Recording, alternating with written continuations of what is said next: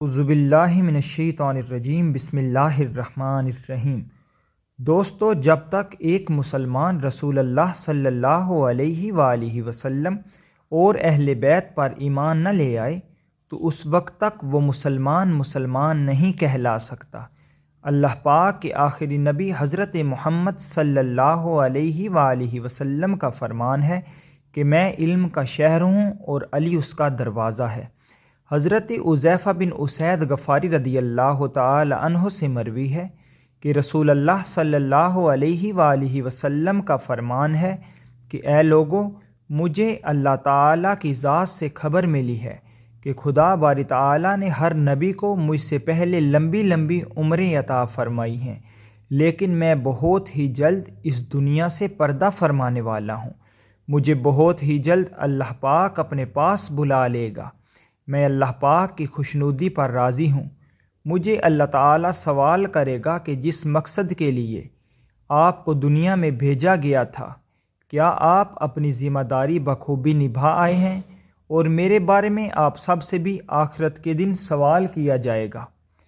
کیا تم میرے بارے اللہ تعالیٰ کی بارگاہ میں جواب دو گے؟ انہوں نے بڑے ادب و احترام کے ساتھ جواب دیا کہ ہم کو جب اللہ پاک کی بارگاہ میں پیش کیا جائے گا تو ہم اللہ پاک کے حضور پیش ہو کر یہ عرض کریں گے کہ اللہ تعالیٰ کے آخری رسول صلی اللہ علیہ وآلہ وسلم نے ہم کو دین کی پیاری پیاری باتوں کے بارے میں خوب آگاہ کیا تھا، جن باتوں پر عمل کر کے ہم نے خوب نیکی کا راستہ پا لیا تھا۔ اللہ تعالیٰ آپ صلی اللہ علیہ وآلہ وسلم کو جزائے خیر عطا فرمائے، آمین۔ حضرت محمد صلی اللہ علیہ وآلہ وسلم کا ارشاد ہے کہ تم سب لوگ اس بات کی گواہی دیتے ہو کہ اللہ تعالیٰ کے سوائے کوئی معبود نہیں، کوئی عبادت کے لائق نہیں۔ حضور صلی اللہ علیہ وآلہ وسلم اللہ تعالیٰ کے سچے اور آخری رسول ہیں۔ قرآن پاک اللہ پاک کی کتاب ہے اور ایک دن قیامت ضرور آئے گی۔ قیامت کے بعد اللہ پاک سب کو دوبارہ زندہ کرے گا۔ جن کے اعمال اچھے ہوں گے اللہ پاک ان کو جنت میں، اور جن کے اعمال میں سے گناہوں کا پلڑا بھاری ہوگا اللہ تعالیٰ ان کو جہنم میں پھینک دے گا۔ ہم نے یک زبان ہو کر عرض کیا کہ ہم سب گواہی دیتے ہیں کہ حضور صلی اللہ علیہ وآلہ وسلم نے فرمایا ہے کہ اے میرے رب، تو گواہ بن جا۔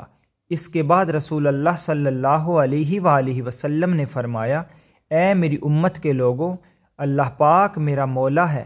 اللہ تعالیٰ نے مجھے تم سب پر نبی بنا کر بھیجا ہے تاکہ میں تم سب کو دین کی باتیں بتا سکوں، تم سب اس پر عمل کر کے سیدھے رستے پر چل سکو اور گمراہی سے پرہیز کرو۔ میں سب مسلمانوں کی جانوں کے قریب تر ہوں۔ اللہ پاک نے مجھے جس کے لیے مولا بنا کر بھیجا ہے اس کے لیے علی علیہ السلام بھی مولا ہے۔ رسول اللہ صلی اللہ علیہ وآلہ وسلم نے فرمایا کہ اے میرے پروردگار، جو علی سے راضی ہے تو اس سے راضی ہو جا، اور جو علی سے بغض رکھتا ہے تو اس سے بغض رکھ۔ اے مسلمانوں، میں اس دنیا سے پردہ کرنے والا ہوں۔ ہماری ملاقات حوض کوثر پر ہوگی۔ یہ حوض بصرہ اور صنعاء کے درمیانی فاصلے سے بھی زیادہ وسیع ہے۔ اس حوض پر آسمان میں موجود ستاروں سے بھی زیادہ چاندی کے پیالے پائے جاتے ہیں۔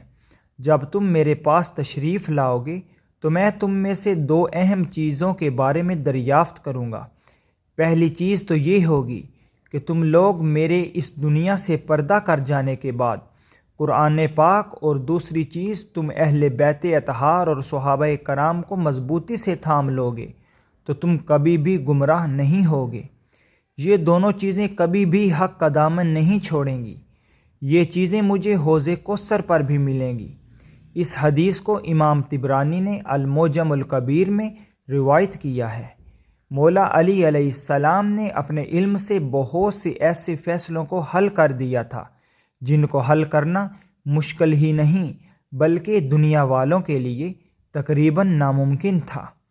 ہم یہاں حضور سیدنا مولا علی علیہ السلام کے فیصلے کے بارے میں آپ کو آگاہ کرنے جا رہے ہیں کہ ایک بار یمن کے 4 اشخاص نے شیر کو پکڑنے کے لیے ایک کنواں کھودا تھا۔ انہوں نے شیر کو تو اس کنویں میں پھسلا لیا تھا، لیکن شیر کے ساتھ ساتھ ان میں سے ایک شخص بھی اس کنویں میں گر گیا تھا۔ اس کی جان بچاتے ہوئے دوسرا، پھر تیسرا اور پھر چوتھا بھی کنویں میں گر گیا۔ شیر نے ان سب کو مار ڈالا تھا۔ ان لوگوں کے وارث جنگ کرنے کے لیے آمادہ ہو گئے تھے۔ مولا علی علیہ السلام نے ان لوگوں سے فرمایا کہ میں فیصلہ کرتا ہوں، اگر تم کو میرا فیصلہ اچھا نہ لگا تو تم اپنا اپنا فیصلہ رسول اللہ صلی اللہ علیہ وآلہ وسلم کی بارگاہ میں لے جانا۔ وہ لوگ آپ علیہ السلام سے فیصلہ کروانے کے لیے راضی ہو گئے۔ حضرت مولا علی علیہ السلام نے یہ فیصلہ کیا کہ کنواں جن لوگوں نے کھودا تھا ان قبیلے سے ان مقتولین کے خون کے بدلے میں کچھ رقم لی جائے کہ ایک پوری، ایک تہائی، ایک چوتھائی اور ایک آدھی پہلے مقتولین کے ورثاء کو ایک چوتھائی خون بہا، دوسرے کو تہائی، تیسرے کو نصف اور چوتھے کو پورا خون بہا دلایا جائے۔ یہ سب اس لیے کہ کیا جا رہا ہے کہ پہلے کنویں میں گرنے والے شخص نے اپنے اوپر دوسرے کو شیر سے ہلاک کروایا، اسی طرح دوسرے اور تیسرے نے اپنے اپنے اوپر والوں کو ہلاک کروایا۔ اس طرح پہلے تینوں نے ایک دوسرے کو ہلاک کیا ہے، بلکہ چوتھے نے کسی کو بھی ہلاک نہیں کیا، وہ خود ہلاک ہوا ہے۔ یہاں یہ بات قابل غور ہے کہ اصل مجرم تو وہ ہیں جنہوں نے بستی کے قریب کنواں کھود کر شیر کو اس میں گرانے کی غلطی کی۔ یہی وجہ ہے کہ میں نے یہ جرمانہ اس کنویں کو کھودنے والوں پر عائد کیا ہے۔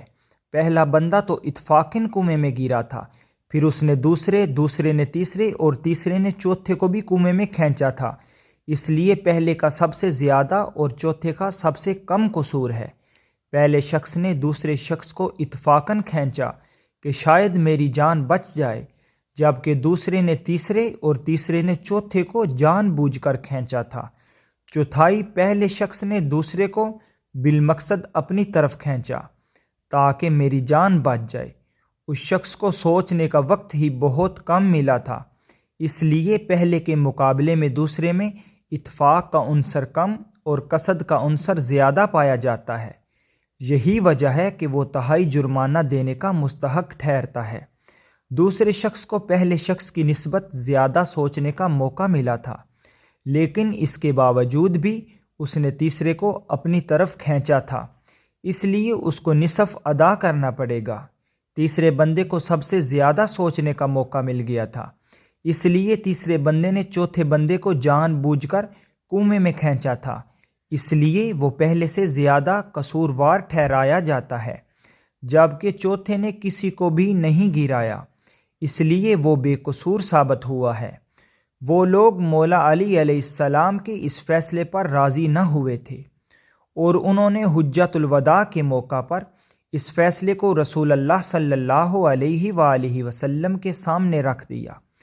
حضور نبی کریم صلی اللہ علیہ وآلہ وسلم نے اس فیصلے کو برقرار رکھتے ہوئے فرمایا کہ میں اللہ پاک کا شکر ادا کرتا ہوں کہ اللہ پاک نے میرے اہل بیت میں حکمت کو نازل فرمایا ہے۔ سبحان اللہ۔